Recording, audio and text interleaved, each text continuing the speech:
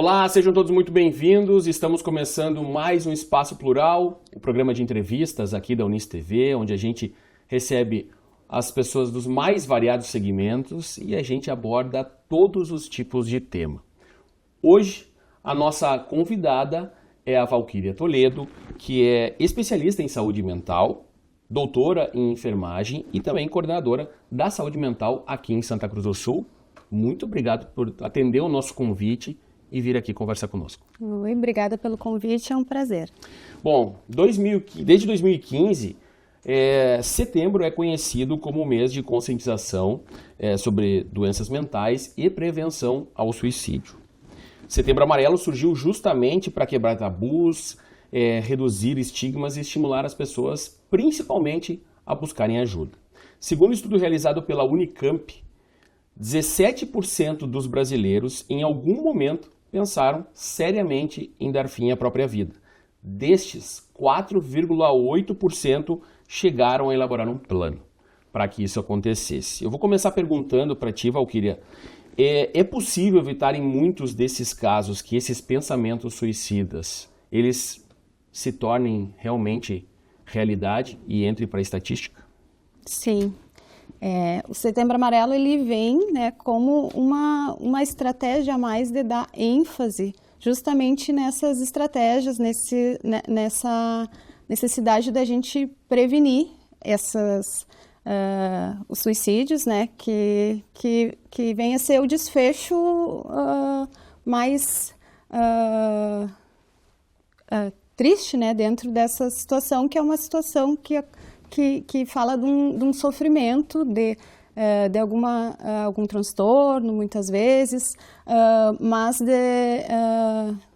de uma situação que a gente precisa cada vez mais compreender que é um fenômeno complexo, que envolve muitos fatores e que quanto antes a gente conseguir abordar, seja as questões de adoecimento mental, seja as questões do contexto, da cultura, dessas pessoas, a gente tem um dado que diz que até 80% dos suicídios poderiam ter sido evitados se a gente intervir precocemente, né? E aí, esse intervir é conseguir identificar até mesmo entre nossos pares aquelas pessoas que têm mais risco, que têm mais...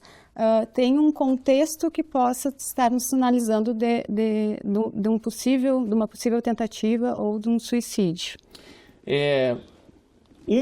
Uma em cada 100 mortes no mundo são por suicídio. No Brasil são 14 mil registros todos os anos, o que equivale em média a 38 mortes por suicídio por dia. Os motivos são os mais diversos. O estigma sobre o assunto ainda é a principal barreira para evitar que pessoas busquem ajuda. E tu falou que é importante estar atento, né? Uhum. Que tipo de ações ou qual é o olhar que a gente deve ter para essas pessoas? Uhum. O estigma, sem dúvida, é um dos problemas críticos, assim, em relação não só à questão do suicídio, mas aos transtornos mentais de maneira geral. As pessoas têm ainda, né, essa resistência muitas vezes em buscar um serviço, em pedir ajuda, às vezes até em compartilhar com seu familiar, com seu amigo sobre um sofrimento, o adoecimento, pela própria questão realmente de preconceito, né, que infelizmente ainda é muito forte em relação à dor do outro, né? Às vezes a gente não tem tanto essa abertura, essa disponibilidade para escutar o sofrimento do outro. Então, quando eu demonstro isso de alguma forma para o meu familiar, para o meu colega, enfim, vem junto com um dos tabus do suicídio, que é uma fraqueza, né? E aí, se a gente associar com uma questão que tem também relação aqui, que é o aspecto cultural, demonstrar uma fraqueza não é visto, né, de forma positiva. Então, são várias questões que se relacionam, mas a gente sempre gosta de reforçar que o suicídio ele não é nem um ato de coragem, nem um ato de fraqueza. Ele é uma atitude de uma pessoa que está precisando de ajuda, né, que naquele momento não viu outra saída, não consegue pensar em outras possibilidades que não aquela atitude, mas a gente sabe que muita coisa pode ser feita e poderia ter sido, às vezes até mesmo o se colocar para escutar e dizer, não, vamos lá, né? Tem um serviço lá, alguém pode te ajudar, isso não é o normal, né? Tem outras coisas que podem ser feitas. Muitas vezes é simplesmente a gente conseguir também identificar algumas falas e algumas atitudes que são sinais de alerta. A pessoa que sempre foi, né, mais ativa, mais sociável, e daqui a pouco ela começa a apresentar alguns sintomas assim mais deprimidos, trazer algumas falas que a gente também tem que estar atento, né, no sentido de, minha vida não tem mais sentido, eu não sou mais útil para vocês. Então tem algumas falas e algumas atitudes que a gente tem que estar atento, isso tanto na família, no ambiente de trabalho, enfim, nas pessoas que a gente convive, porque isso pode ser daqui a pouco uma oportunidade de tu intervir, né? E essa intervenção, no primeiro momento, realmente está aberto a escutar e acolher o colega e oferecer algum tipo de ajuda. Tem até preconceito, né, de dizer assim, quem fica falando não faz. Mas a gente tem que estar ligado, tem que estar prestando atenção realmente, porque a mudança de comportamento acho que é um dos fatores principais, né? Isso é um outro tabu, né? O pessoal fala assim, quem quer se matar vai lá e se mata, não avisa. Na verdade, né, muitos estudos já disseram que a pessoa ela dá alguns sinais. Às vezes eu tenho uma dívida lá com algum familiar, eu vou lá, eu acerto aquela dívida. Eu vou organizar, pode ir organizando, assim. Uma questão importante para avaliar o risco de suicídio é conversar, questionar, por exemplo, se a pessoa já pensou em fazer isso e como ela faria isso. Porque a gente entende que quando ela já tem um plano, eu vou organizar para os filhos estarem na escola, a esposa ter saído, para eu estar sozinha tal hora, e além de tudo, se eu tenho os meios para fazer isso, eu tenho arma, ou eu tenho contato, né, com agrotóxico, eu tenho as formas de fazer tudo isso, aumenta o risco. Então, são várias situações assim que a gente tem que estar atento e com um pouquinho de informação sobre o que chama atenção, o que eu preciso abordar e para onde encaminhar, né? Se eu não me sinto preparada naquele momento para auxiliar aquela pessoa, conhecer que serviços, que pessoas, quem que são as referências para ajudar nesse momento. Há estimativas que apontam estabilidade, né, em torno de 6,8 por 100 mil, são 6,8 suicídios por 100 mil habitantes que houve em 2024, com um pequeno aumento para 2028 de 7 para 100 mil. Como interpretar essa possível estabilidade, se é que a gente pode chamar assim? Eu acho que a gente mantém uma preocupação, assim, né? Não estar aumentando é uma situação boa, mas a gente ainda tem muito o que fazer, né? Em termos de evolução enquanto políticas públicas mesmo, assim. A gente vê que a população está cada vez mais adoecida, a gente sabe que nem toda pessoa que comete suicídio tem um transtorno mental, mas a maioria estava passando por alguma situação de adoecimento, e a gente tem visto que o próprio contexto da sociedade, as formas de vida hoje, elas têm esse potencial adoecedor. A gente tem, o Brasil é o país, agora não tenho certeza se está em primeiro lugar, mas é um dos países com maior quantidade de pessoas com transtornos ansiosos no mundo. É o principal. É o principal. Então, e tudo isso, né, pode também ter correlação. Transtorno depressivo, transtorno bipolar, dependência de álcool e outras drogas, tudo isso amplia o risco, né, é um dos fatores de risco para a tentativa de suicídio. E eu acho que a gente tem que seguir vendo esse dado, essa projeção, como algo que a gente precisa muito investir em qualificação de pessoal, em ampliação das redes de cuidado e muito trabalhar cada vez mais na ponta, na prevenção, né, na promoção de saúde mental. Isso abordar tanto lá desde no âmbito escolar. Aqui a gente tem essa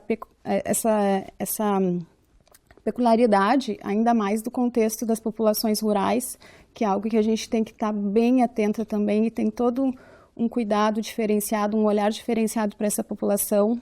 Então, acho que eu olho para essa projeção com um compromisso de que a gente tem que seguir investindo cada vez mais em promoção de saúde mental e evitar essas situações, assim. Existe diferença na questão de homem e mulher na hora do suicídio? Sim. Os homens, as mulheres tentam mais, o dado, né, que a gente sabe é que as mulheres têm mais tentativas de suicídio e os homens são mais efetivos quando tentam. Então, a gente tem mais óbitos por suicídio, às vezes em homens do que em mulheres, porque os homens, eles utilizam meios mais letais. É a arma, né, é o enforcamento. Então, precisa ter esse olhar também para as questões de gênero. Além do que, culturalmente, o homem, ele também tem mais dificuldade em falar sobre a dor, sobre o sofrimento, né, sobre essas questões assim, e tem também mais o aspecto do papel de gênero, né, que o homem deve ser o provedor, que o homem tem que sustentar a família, e aí ele passa por uma safra difícil, alguma situação que gera um endividamento, então isso pode ser também uma questão a mais que pese para essa perspectiva, assim. As mulheres, geralmente, também são as que buscam mais ajuda, então isso também, às vezes, teve lá uma tentativa, mas foi buscar tratamento e aí, né, conseguiu reverter, digamos assim. Até a última atualização da Secretaria de Saúde aqui do Rio Grande do Sul, que foi 28 de agosto, faz pouco tempo, 774 pessoas tiraram a própria vida. A gente tem um gráfico, vou pedir para o Pablo colocar aí. Claro que a gente tem 774, em 2024, 1.400. Mas é que a gente está, esse é de agosto, mas há um atraso. Né? A gente conversava antes aqui para entender um pouquinho desse gráfico. Tu falou que geralmente essas atualizações elas demoram um pouco. Sim. Então, preocupa esses dados? Sim. Até os dados de 2024 provavelmente ainda não estão bem fechados, porque tem toda uma questão de investigação de óbito. A gente sabe que tem muita morte por causa externa, que às vezes entra como um acidente, que na investigação pode acabar sendo identificado como também um dado de suicídio. Então, e leva um tempo de processamento, assim, até a gente ter esses dados publicados, que vai desde passar pelo município, pelo estado e nível federal. Aqui dados estaduais, né? E ali essa projeção agora em 2025, a gente vê essa tendência também de um pequeno aumento, mas ainda um aumento tanto a nível estadual quanto a nível local aqui, municipal. A gente traz tem agora uma tabela que traz para a nossa região aqui, Santa Cruz do Sul. Infelizmente ela lidera esse ranking das cidades. Aqui são as cidades que compõem a 13ª Coordenadoria Regional de Saúde. São 15 óbitos por suicídio. Também são números de 2025. Mas assim, aqui são 186 autoprovocado. Tem muito caso, tu falou que são subnotificados, né? Isso. Qual é o percentual realmente que a gente teria de... Dá para estimar isso de um número muito maior do que Sim. isso? A gente consegue ter um pouco mais de precisão no dado do óbito em si, do suicídio, do que no dado de tentativas, que seria ali as violências autoprovocadas. Tem uma estimativa que diz que para cada suicídio a gente teve outras 20 tentativas, né? Então, provavelmente fazendo a conta ali, a gente tem um índice de subnotificação, né? Muitas tentativas que talvez não chegaram a ser, ou talvez não chegaram ao serviço, ou pode acontecer de chegar ao serviço e por alguma situação não ter sido notificada.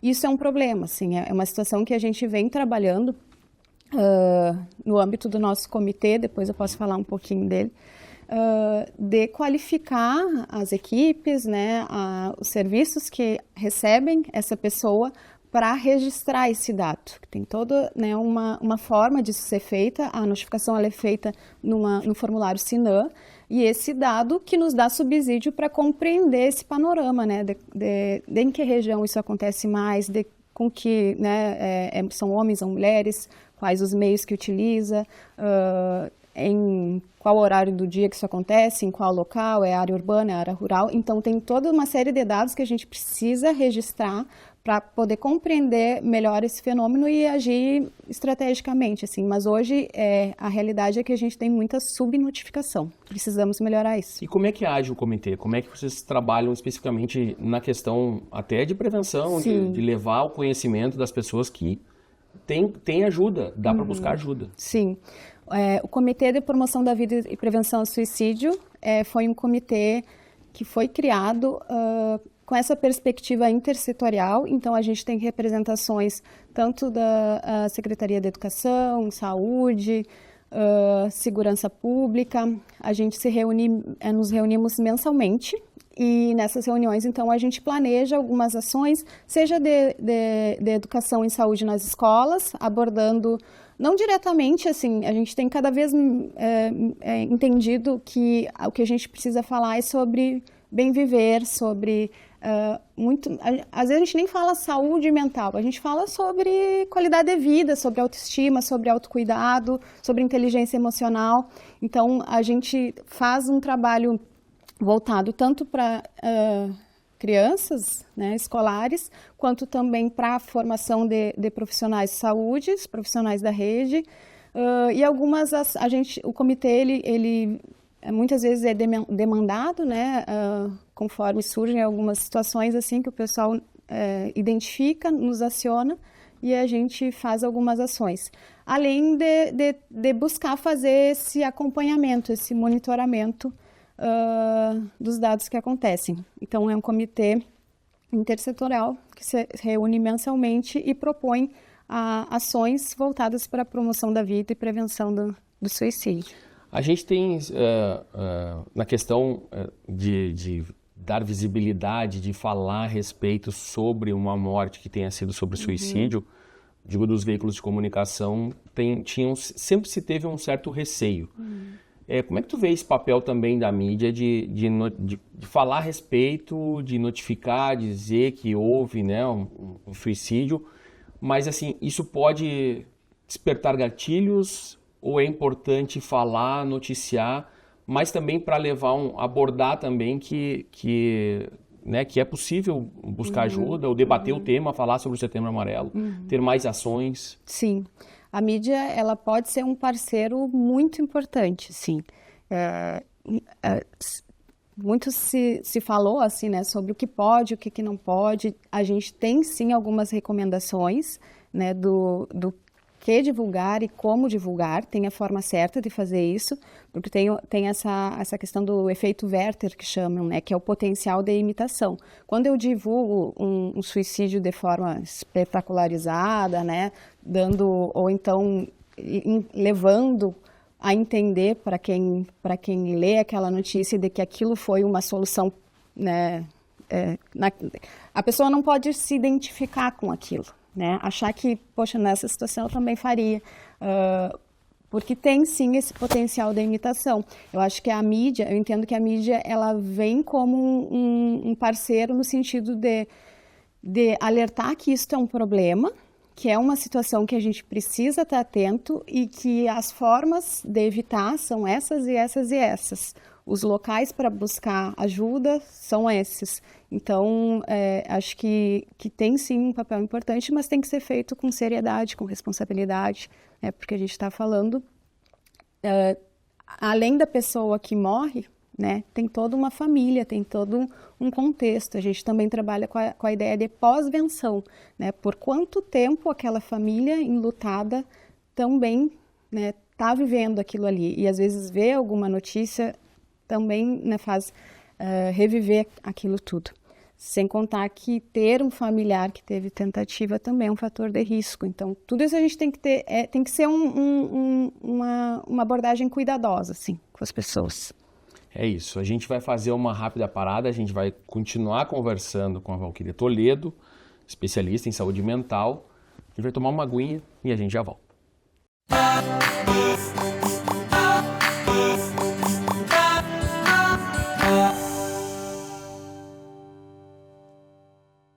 Que tal acompanhar as nossas produções e também os bastidores da Unis TV?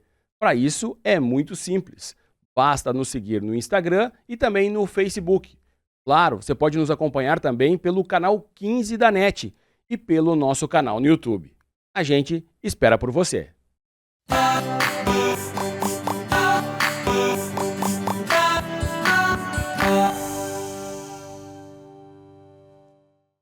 Estamos de volta com o Espaço Plural, hoje recebendo a Valquíria Toledo, que é especialista em saúde mental, doutora em enfermagem e também coordenadora da saúde mental aqui de Santa Cruz do Sul.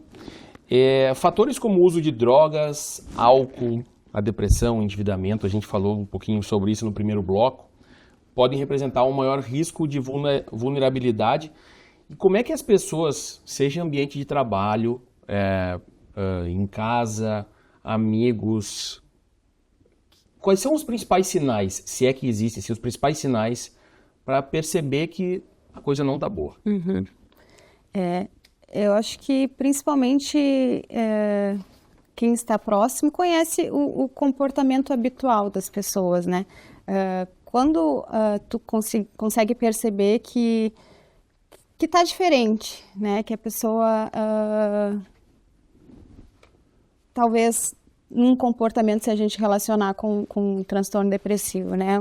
Uma pessoa que costumava ser mais ativa, mais sociável, né? Começa a apresentar alguns sintomas, né, de isolamento, né, de uma tristeza assim mais constante. Acho que principalmente ficar atenta a essas alterações de comportamento, assim. E tem algum, por exemplo, questão de tempo, porque às vezes é uma tristeza momentânea. Como identificar também isso? Está passando por um problema, um familiar, né, algum parente doente, enfim. Como identificar que está passando do ponto assim e pode chegar num problema mais grave? Eu acho que estar atento mesmo, assim, porque cada pessoa tem o seu tempo também, né? Um luto, né? Uma perda familiar ou uma perda muito grande financeira ou de alguma outra situação assim. Eu acho que estar atento no sentido, né, de tentar perceber essas alterações. Acho que não tem um tempo certo.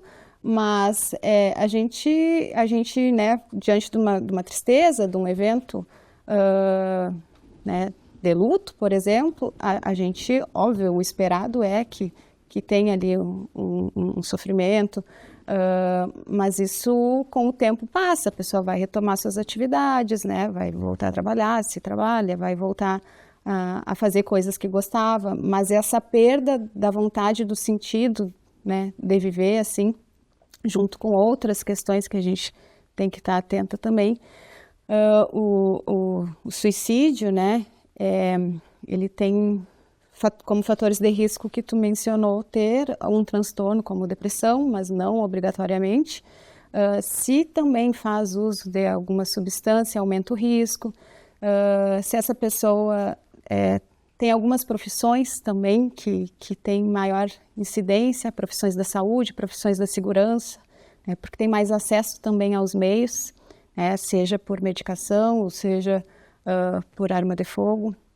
Então, tem uma série de questões assim, que a gente precisa analisar no contexto todo. Mas acho que o alerta maior tu conhece aquela pessoa, tu sabe que aquele não é o normal dela, né? Ela está diferente. E então já é uma oportunidade também para daqui a pouco abrir uma via de comunicação e ofertar algum tipo, orientar que busque ajuda. E os familiares têm esse papel bem importante, assim, de estar atento. Um olhar mais cuidadoso. Isso. Outro dado bastante preocupante é o número de adolescentes e jovens interrompendo a própria vida. Entre jovens de 15 a 29 anos, o suicídio foi a 4ª causa de morte depois de acidente de trânsito, tuberculose e violência interpessoal. Segundo dados da Secretaria de Vigilância em Saúde, divulgado pelo Ministério da Saúde, em setembro de 2022, Entre 2016 e 2020 houve um aumento de 49,3% nas taxas de mortalidade de adolescentes. De 15 a 19 anos, chegando a 6,6 por 100 mil, aquele dado de novo, e de 45% entre adolescentes de 10 a 14 anos. Isso chega a 1,33 mortes por 100 mil. Esse período que a gente vive de rede social, pouca socialização, até agora a gente tem uma lei que proíbe o uso de celular em escolas. Essa preocupação com os jovens, a gente vê isso, né? Tem jogos violentos, enfim, que tem dados que estimulam, né? Ou fazem com que desperte gatilhos. Como é que a gente tem que cuidar isso também com os jovens, sejam eles crianças de 10 anos, a partir de 10 anos, e esses adolescentes que estão nessa fase já de ter pensamentos suicidas?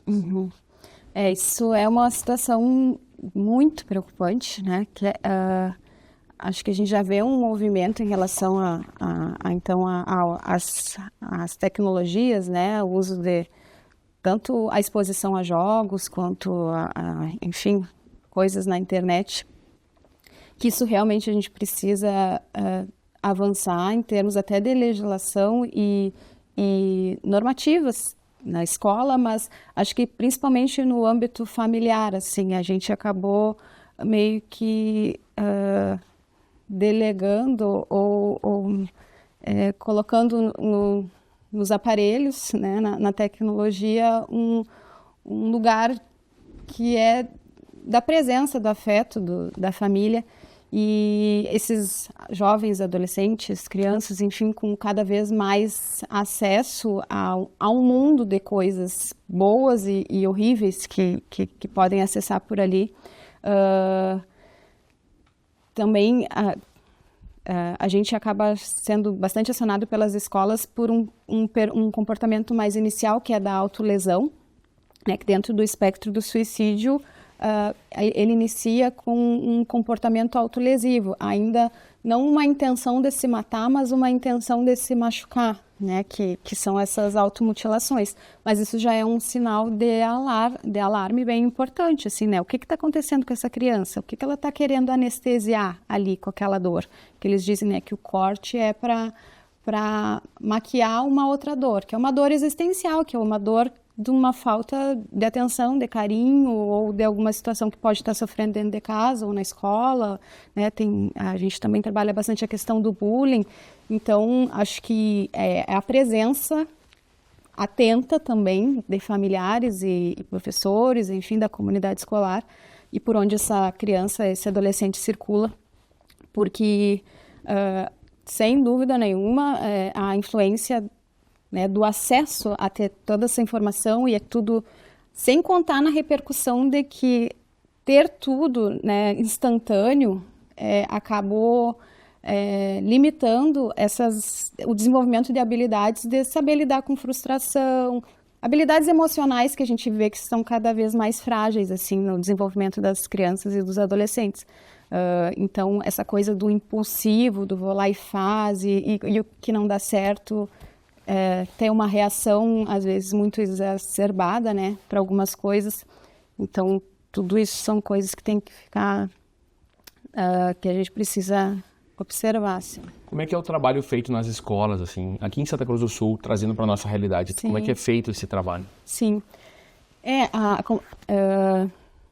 Nas escolas, cada escola tem lá sua, né, auxiliar pedagógico, enfim, e uma rede também com psicólogo, assistente social, que geralmente consegue fazer esse acompanhamento. Muitas coisas os próprios colegas de sala de aula, quando o professor não consegue perceber, né, levam para a professora. As escolas, a gente tem parceria com a Secretaria de Saúde por meio do Programa Saúde na Escola, PSE, que dos temas importantes assim que o PSE desenvolve nas escolas é a questão de saúde mental, prevenção, né, de adoecimentos. Então, acontece essa parceria e a gente consegue, tanto como comitê, quanto PSE, que é o programa que tem aqui no município, fazer algumas ações assim de prevenção. Não conheço tanto assim da rotina escolar, mas eu tenho participado de uns grupos e muitas vezes o que dispara assim a nossa atenção é a infrequência escolar, né? Alguns alunos que acabam, né, faltando muitas vezes, aí o professor, né, alerta isso para a direção da escola, vai se identificar o motivo, né, do porquê que essa criança não está indo na escola, e às vezes a gente descobre todo um contexto ali que é de adoecimento psíquico ou por alguma situação lá familiar. Então tem várias situações que a gente consegue observar, mas é bem difícil, né? O trabalho no ambiente escolar assim está cada vez mais difícil. Eu acho que essas mudanças em relação ao uso do celular, por exemplo, ajudam bastante. Acho que veio uma hora boa, assim, porque é difícil. A gente tem a pergunta é sobre a questão de ter alguma pessoa com algum problema ou enfim que já tenha tentado suicídio, como é que isso interfere na família? O quanto a gente deve ficar atento com essa família, com filhos, com quem ficou, enfim, como lidar com isso também? Uhum. É possível que a gente tenha a questão de querer fazer igual, um filho, enfim, ter um pai que se suicidou, uma mãe? Quais são os cuidados que a gente deve ter também com os que ficam com essa família? Uhum.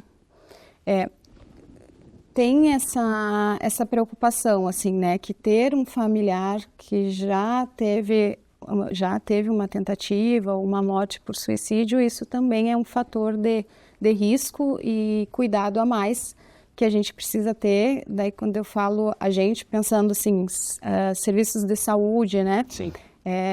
No nível da atenção básica, conhecer essa comunidade, essas famílias e ter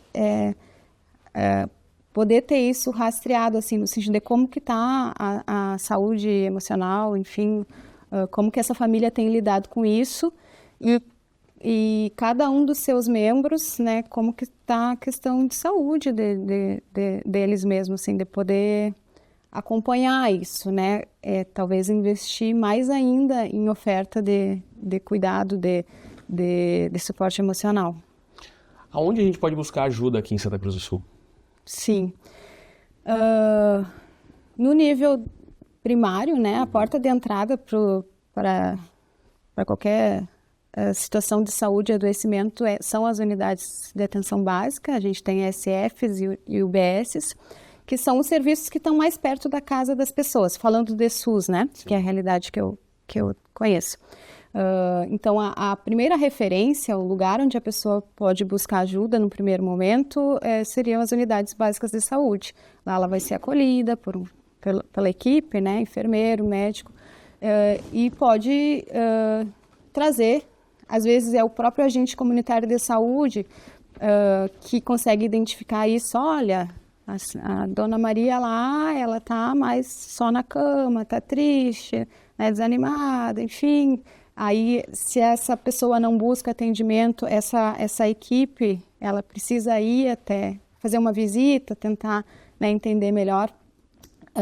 Mas a primeira referência seria as unidades básicas de saúde, né, como um lugar que acolhe e pode dar um primeiro suporte.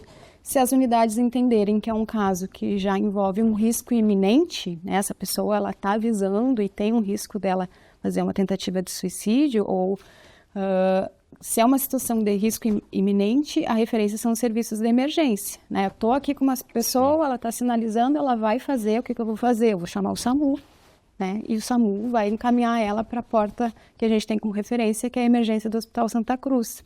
Se é uma situação que a pessoa ela tem um transtorno grave e ela já vem fazendo um acompanhamento no nível da atenção básica, mas esse acompanhamento não está sendo efetivo, né? Ela mantém um pensamento assim fixo e é uma situação que precisa de um acompanhamento realmente especializado, intensivo, ela pode ser encaminhada para os CAPs, que são serviços especializados. Tanto CAPs para crianças, para usuário de drogas, ou para o CAPs 2, que a gente disse, né, que é para transtornos graves. Então, basicamente, essas são as principais portas de entrada. De maneira geral, a gente tem também para o Brasil inteiro o CVV, que pelo 188 é um espaço de escuta, né? Às vezes, a gente sabe que só falar sobre o que eu estou sentindo já ajuda a aliviar esse sentimento. Então, também é um suporte que a gente tem disponível, mas no âmbito dos serviços, principalmente atenção básica, serviços de urgência e emergência e o serviço especializado, que é os CAPs, né?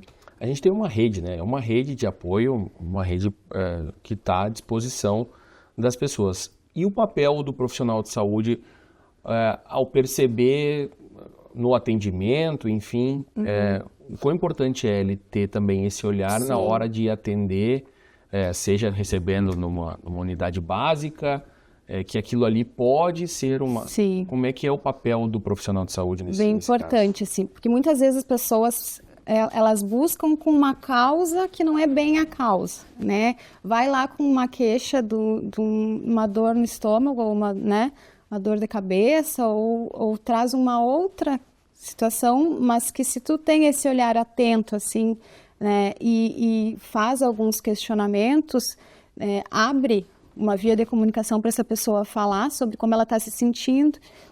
Eu percebi tal coisa sobre ti. Me conta, como é que está a tua vida? O que está acontecendo? Com algumas pequenas perguntas, assim, uma abertura para a escuta, tu já consegue captar algumas coisas. E tem algumas perguntas que a gente precisa fazer, assim, principalmente quando sabe que tem um transtorno, que tem todos aqueles fatores de risco, que tem um histórico familiar. Se a pessoa traz frases, não vejo mais sentido na vida, tá muito difícil, eu preferia não estar aqui. Então, tem algumas frases assim que falam da vontade. Tem uma professora que ela falava que não era se matar, é se morrer. É aquela coisa ainda meio passiva, mas que é um sinal de alerta, né? Então, questionar. Né? Tu falou isso assim, dessa forma, eu fiquei pensando, me preocupei. Tu já pensou alguma vez em se matar? Pode falar assim diretamente. Daí se a pessoa falar, não sei, né? Já passou pela minha cabeça. Isso já aconteceu alguma vez? Tu já teve alguma tentativa? Daí tu pode questionar, né? Como que tu faria isso? Parece um pouco assim, mas na verdade, no âmbito do ambiente de saúde, a gente tem que investigar isso melhor. Porque isso quer dizer do risco, do que eu preciso fazer a partir disso. Porque uma pessoa que tem lá os seus fatores de risco e ela tem a intenção de fazer, ela sinalizou, eu quero me matar.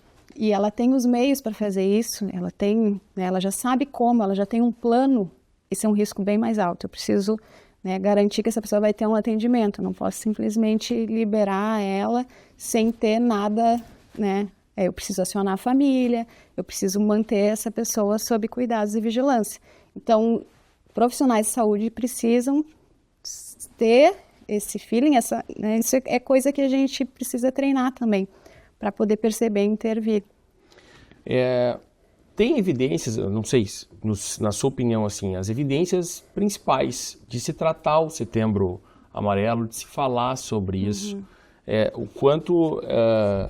é importante a gente abordar e os resultados assim, que a gente tem ao longo do tempo por falar mais abertamente sobre essas questões de saúde mental, sobre o suicídio. Sim. O Setembro ele é fundamental porque ele coloca em pauta um assunto que a gente gostaria que estivesse na pauta o ano inteiro, né? E eu já vejo assim, uma abertura maior, até porque os dados e os índices estão aí. Né, o adoecimento da população, né, está cada vez maior, então acho que para além do Setembro a gente precisa dar visibilidade a esse assunto, né, o ano inteiro, e fomentar melhorias, tanto na forma de cuidar e nos recursos que a gente tem para cuidar. Então, acho que o Tem Setembro... resultado. Sim. Com certeza tem. E política pública, falta muito ainda? A gente carece, falta obviamente, mas a gente carece, o que seria mais importante nesse momento? Eu acho que investimento na rede, né, assistencial como um todo, que, como eu te disse, a porta de entrada, quem está mais perto das pessoas são os serviços de atenção básica, né? Então, que a gente tenha cobertura para toda a população desse tipo de serviços, de agente comunitário, e pegando em questão aos serviços especializados também, que a gente tenha esses serviços e consiga mantê-los com profissionais qualificados, investimento em qualificação de pessoal, treinamento, enfim. E para isso a gente tem que ter recursos, tem que né, ter um investimento tanto federal, quanto estadual, quanto municipal. E hoje o recurso que vem para a saúde mental, por exemplo, ele é Curto. Muito pouco. É curto. Então fica difícil a gente conseguir atuar, né, de forma tão abrangente assim, como a gente gostaria de estar muito mais na ponta, assim, né, trabalhando promoção de saúde, mas promover saúde mental, e aqui até Santa Cruz, não sou natural daqui, mas eu vejo que a cidade ela investe muito assim em cultura, né, em lazer, tu tem espaços, claro que a gente tem que questionar para quem são, né, se a parte da população mais vulnerável de fato consegue acessar, mas quando a gente promove saúde mental, quando a gente investe em trabalho, em oportunidades de renda, né, em cultura, em lazer, isso que é promover saúde mental, não é apenas o tratamento. Não é apenas disponibilizar psicólogos e psiquiatras, a gente precisa intervir muito antes. É isso. A gente agradece muito a tua presença, teu tempo, ter vindo conversar conosco aqui no Espaço Plural. Muito obrigado. Obrigada pela oportunidade, um prazer. A gente encerra esse Espaço Plural. A gente volta nas próximas semanas. Fiquem todos bem. Até mais. Tchau, tchau.